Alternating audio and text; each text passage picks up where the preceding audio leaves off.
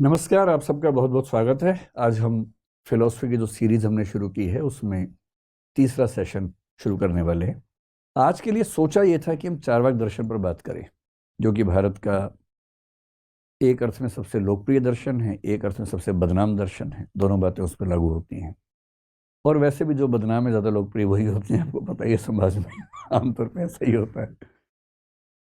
लेकिन जब मैंने आज की क्लास के लिए थोड़ी प्लानिंग की और जब मैंने सोचा कि एक ऐसा व्यक्ति जिसको फिलॉसफी में कुछ नहीं पता है अभी, उसको हम सीधे चार्वाक से शुरू करें, तो मुझे लगा कि वो जस्टिस नहीं होगा, अन्याय हो जाएगा।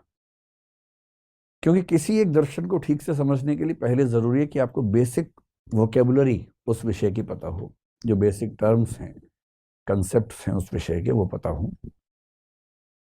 तो फिर मैंने तय किया कि चार्वाक को लाएंगे, 2-4 दिन के बाद ले आएंगे, लेकिन पहले 2-4 दिन कुछ बेसिक कंसेप्ट समझें, जिन कंसेप्ट से चार्वाक अपने आप समझ में आ जाता है। चार्वाक ही क्यों, जैनिज्म भी, बुद्धिज्म भी, वेदांत भी, शंकराचार्य भी, सब उन कंसेप्ट्स की बदौलत, उन कंसेप्ट्स की मदद से समझ में आते हैं, और पश्चिम के लोग भी उनसे समझ में आ जाते हैं।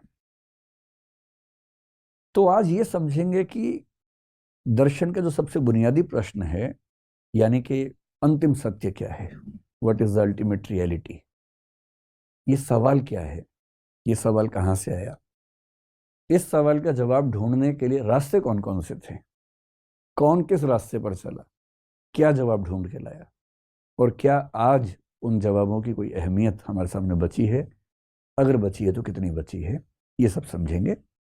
और फिर वहां से आपकी जिज्ञासाएं थोड़ी सी और बेहतर हो पाएंगी। तब हम, तो मैं एक शब्द लिखता हूं, अल्टीमेट ट्रुथ, अंतिम सत्य क्या है। या